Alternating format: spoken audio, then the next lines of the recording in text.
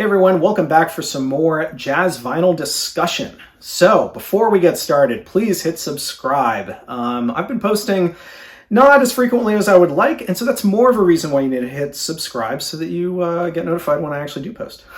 Also, follow me at what_can_brown. I post there much more regularly, I promise. Lots of jazz reviews, new releases, vintage stuff as well. So head over there, after you watch the video and check that out. So I want to share with you my thoughts on a couple of new releases that I am pretty excited about. These are ones that I teased about, I suppose, in some of my prior videos. Got them in, had a chance to listen to them, and a few of these, like I said, pretty excited about. I think I'm going to cover two maybe today. We'll see, maybe three. So let's go ahead and get started. The first one, Stanley Turrentine's Mr. Natural. This is Blue Note's latest Tone Poet series release. Just got mine in, let's see, today's a Wednesday, got it in Tuesday, came out last Friday. Normally Amazon does a good job of getting these things to me quickly, not this time, but at least it was well packaged. And again, Stanley Turrentine's Mr. Natural, quite a lineup on this thing. You have Lee Morgan, enough to sell the record just himself, but you also have McCoy Tyner, Bob Cranshaw, Elvin Jones, and Ray Barretto. So this is a stellar lineup, and I know, or I believe, that a lot of people, when they hear Stanley Turrentine, they think, Stanley Turrentine played a lot of commercial stuff. So that is true. Not all Stanley Turrentine is good. I'll say that for sure. Let me give you some examples. Joyride, right? Conducted by Oliver Nelson. I don't even know. I'm trying to think if I know any of these tracks on here, but Joyride, not great. It's not great. You also have The Look of Love, right? So you got some Burt Bacharach there, right? Because didn't he compose that song probably? Look of Love, not great either. Another one that's not great, Always Something There. Like the song Always Something There to Remind Me. I think there's a Beatles cover. Yeah, he does Hey Jude on this one. It's not great. One of the unifying things about some of the Turrentine that's not great versus what is great is that if it says that it's orchestrated or like conducted by somebody, then I would avoid it. You know why? It's because there's too many people on these some of these recordings. You have like a full orchestra. You have strings and everything, overproduced for my taste, right? Overproduced. Just too much. There's not enough like solos. There's not enough like, creative energy or innovative playing on some of those that I just showed you. And despite the fact that Mr. Natural was just before Joyride, I think it was like his most recent recording before Joyride, Mr. Natural is fantastic. This is like that blues heavy hard bop stuff that you want to hear Stanley Turrentine play, because we all know he can play. In fact, he played some great albums after some of those other ones that I don't like. All right, so he was on, what was he on? He was on Another Story. That was a great one. He was on, well, this was before, I suppose. He was on The Spoiler, right? So I think that was after Mr. Natural, but before some of those other ones that I showed you. The Spoiler was good. So he had some good stuff. It's just that some of these in the middle are not great, and those are the records that are very easily to find and available, and so probably you've had the opportunity to hear them, and you decided you didn't like Stanley Turrentine. But I assure you that that Mr. Natural is a good example of his playing. So what can I say about this album? I guess a couple of things to give you sort of the lay of the land, because, you do have, well, let's see, you have 6 players on here. So that could be dense, but Ray Barretto plays not bongos, he plays congas on this thing. So it's not like he's taking up a lot of space. You have, you can't ignore the fact that Tyner and Jones are on this thing, right? So a little bit of Coltrane's group. But Stanley Turrentine's in the left channel, Lee Morgan's in the right. Generally speaking, this stuff is pretty subdued. So even though it is kind of that blues-heavy hard bop stuff, a little bit of soul, I suppose, a little bit of soul jazz, but not too much, I think predominantly it's hard bop, but it's also just a little bit slower than you might expect. It's not that super fast-paced stuff. That's not necessarily a bad thing. I would say that Stanley Turrentine's playing stays pretty sort of central. There's not a lot of he doesn't play a lot of dynamics or like up and down the register. He kind of sticks there in the middle. Lee Morgan plays excellent, and he also doesn't do a lot of sort of acrobatics or whatever you want to call it when playing. I think that the unifying element here is just like the vibe of each of the songs, because it really seems to me that, especially with Ray Barretto on congas, right? So kind of a softer type of moodier kind of thing. What that means is that Elvin Jones has to stick to mostly cymbals, and then like what is he tapping on, either the side of the snare or the tom, right? And so he all the dynamics are just sort of kept somewhat contained, and that permeates across all the musicians. And so, there's this kind of like repeating vamps with the rhythm section, really nice, but sort of laid back solos by Turrentine and even Morgan. So you might expect that from Turrentine, probably not so much. You would expect that from Morgan, but it works really, really well here. McCoy Tyner's piano also is I would say a surprisingly good fit, although I'd say that Tyner could probably pretty much play with anybody well. But I think that he does a really good job too of matching the energy level. So overall, I really like this one. The opening track is called Stanley's Blues, but it's actually a rendition of Duke Pearson's Wahoo. Duke Pearson, I believe, was still the A&R man for Blue Note at this time, probably produced this session as well. Shirley is the second track. I will say too, the first two tracks are like long. Like the first one's 9 minutes, the second one's 10.5, or maybe even close to 11 minutes. So there's a lot of room for them a lot of space for them to get into this kind of like, again, repeating vamp that really acts as laid back but solo vehicles. And I just think it works really well. Lee Morgan composed Tacos, which opens the second side, and that's a good one as well. Then you have a standard. The last one's a Beatles cover, and it's a Beatles cover of Can't Buy Me Love. You want me to say that it works. You want me to say that, oh, it's not too commercial because of who's on this record and all that. It doesn't work. It doesn't.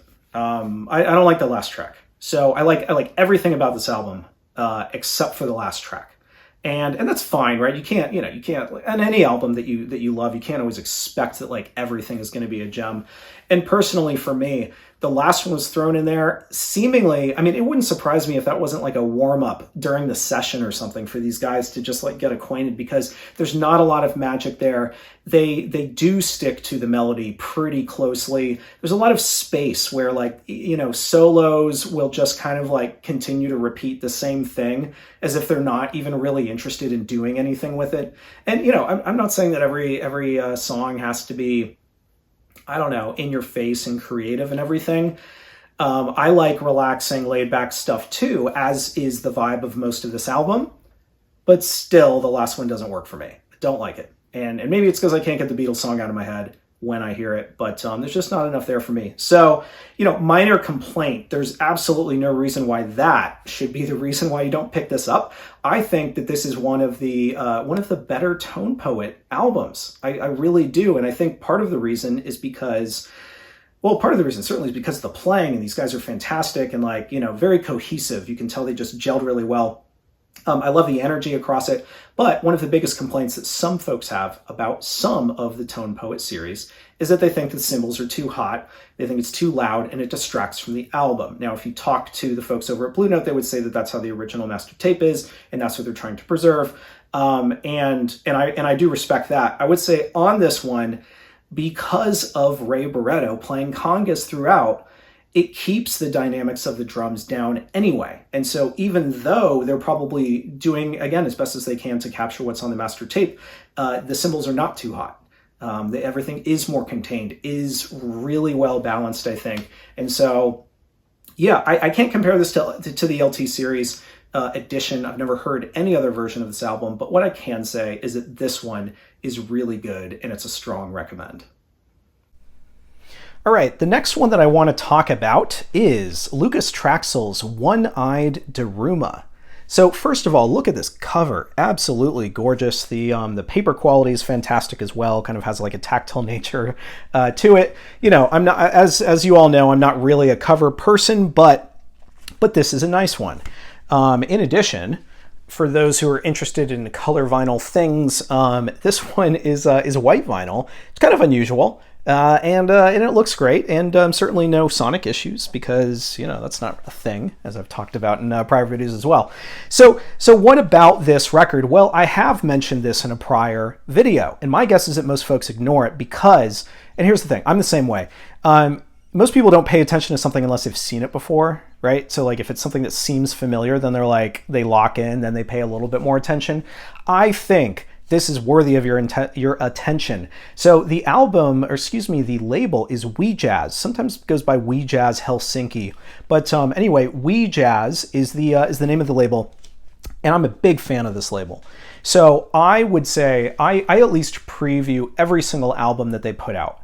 And my ability, or my sort of the avenue that I have to actually learn about the music that they put out is strictly Bandcamp. And I follow them on Instagram, right? But the best way to do it is on Bandcamp, because then you get all the most recent updates. What I love about buying on Bandcamp, and I'm sorry, this is not an advertisement for neither the label nor Bandcamp. But what I like about Bandcamp is really a couple of things. One is your ability to discover new music. You can kind of go down rabbit holes, whether by label or you can just do random searches. You can find out what Bandcamp likes and what they're recommending to you. But more than that, what I like about them is that for any album that you might be interested in, typically you're at least going to be able to get a 1 or 2 track preview. So you kind of have like that as your first point of engagement. Then typically before the album, or at least the vinyl is available, they actually have the ability to let you preview, say, all the digital tracks, or sometimes only if you purchase do you get all the digital tracks. And then if you purchase, obviously you get the vinyl. And that kind of piecemeal way of putting out music I find to be really, really nice, because it's this constant engagement leading up to the vinyl release and always gives you something that kind of like reminds you, hey, this music's coming, and gives you like a little bit at a time. I really like that. And typically when I get one of We Jazz's albums in, as well as a lot of stuff on Bandcamp, I've already heard the album, and I've been streaming it. I've been listening to it on my earbuds or what have you, maybe in the car. And then when I get the vinyl in, it feels even more familiar. And anyway, I'm a big fan, and I always anticipate or eagerly await my We Jazz records when they come in. And let's be honest, you're buying them, shipping them from Finland, and so typically. It takes a little bit of time, and usually I like save up, right, a couple of releases. I try to buy a couple of releases at a time, then to justify the shipping for it to come over. And I usually get the We Jazz magazine as well. They have this like quarterly magazine that's super cool. So all that being said, One-Eyed Daruma, I'm a big fan of. I really like this music. It is super moody. It is it's bass. So Lucas Traxel is a bassist. You also have drums and you have saxophone, right? So it's a pretty sparse trio. Very moody. The saxophonist employs lots of air in his playing. It's not like crystal clear tones. And I would say, if anything, what these musicians are trying to achieve is to demonstrate, not really demonstrate, because that makes it seem like it's like for the sake of itself, but what they do is they leverage different sounds that they can get from their instruments to make something that sounds unique. And this one does sound unique. So the purpose or the intent behind the album and its title, One-Eyed Daruma. So these are things made, I lived in Japan when I was a kid, and so I actually had some of these. So this is like a paper mache, kind of like wood looking doll that would be sold from these like Buddhist temples. And you'd buy them, and the idea is that neither of the eyes would be colored in, they'd both be blank. They'd just be white, and you're supposed to make a wish, and when you make the wish, you color in one. Once the wish is fulfilled, you color in the other. Now, the complicating factor is that at the end of the year, if your wish hasn't come true, you're supposed to return this to the temple and have it burned with everybody else's, and then buy a new one and make the same wish again, or whatever. So anyway, the intent behind this is really interesting, because if you look at a One-Eyed Daruma, what might that mean? It could be a wish unfulfilled, right? He's like waiting for a wish. Lucas Traxel actually explains, I think on the Bandcamp page, that this is a wish that's never meant to be fulfilled. And I thought that was really interesting kind of background or tone for this album, because, knowing that and then experiencing the music, I think gives you a more like kind of cohesive sense for what he's trying to communicate. And it is melancholic, and it is somber, But there are elements, there are moments of it being sort of more uplifting and more optimistic. And anyway, I personally feel a lot of that emotion coming through in this playing, and I really like that about music, when you feel like you're getting an artistic statement that is like coming from the actual person rather than, you know, I'm here to stitch together a number of popular tunes, or, you know, things that are meant to I don't know, sell well or something. I mean, I hesitate to say that about jazz, but I'm a big fan of this album, and I'm a big fan of the label. Like I said, as a whole, I preview everything, I give everything a chance, and more often than not, I do buy their stuff. So yeah, I would encourage folks to hop over to We Jazz's Bandcamp page or Lucas Traxel's and at least preview it, because you can preview it for free. Why not at least preview a couple tracks and see if it's something that you're interested in? Yeah, so big fan of this one. All right, one more for you today, and that is Odetta and the Blues. So I mentioned this in a recent video when I was talking about Vinyl Me Please releases that I was particularly excited about, mostly because there's a Thelonious Monk one coming up, as well as a Freddie Roach one coming up in the next 2 months. And I think I probably said something along the lines of, you know, good time to start a membership. So anyway, I was interested in this one, even though this is my only Odetta album now. I don't own any others, and I don't know that I've really even heard her that much. I'm sure that I have heard tracks here and there, but I've certainly never listened to an entire album. So a couple of things, I guess, before I give you my thoughts. This is in partnership with Craft Recordings. So even though this is a Vinyl Me Please release and it has the Vinyl Me Please stamp on it, the Craft Recordings, sort of registered trademark is at the bottom, and you have the you actually have the sort of the serial number that Craft Recordings likes to create for their releases as well. So it is all analog, pressed from the original master tapes by Ryan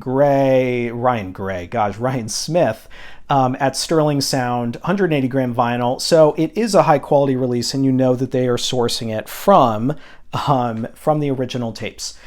So my thoughts on this are really a couple of things. One is that I'm sure that they did the original recording justice, or at least I believe, they probably did, right? Because they're mastering it from the original tapes. That being said, this doesn't match the sound quality of what you would expect from an instrumental album. And I do think it can be difficult to get some of these vocals with, say, jazz instrumental albums. I think it can be difficult to get it right, or maybe the better way to put it is difficult to find a recording where it was actually originally done right.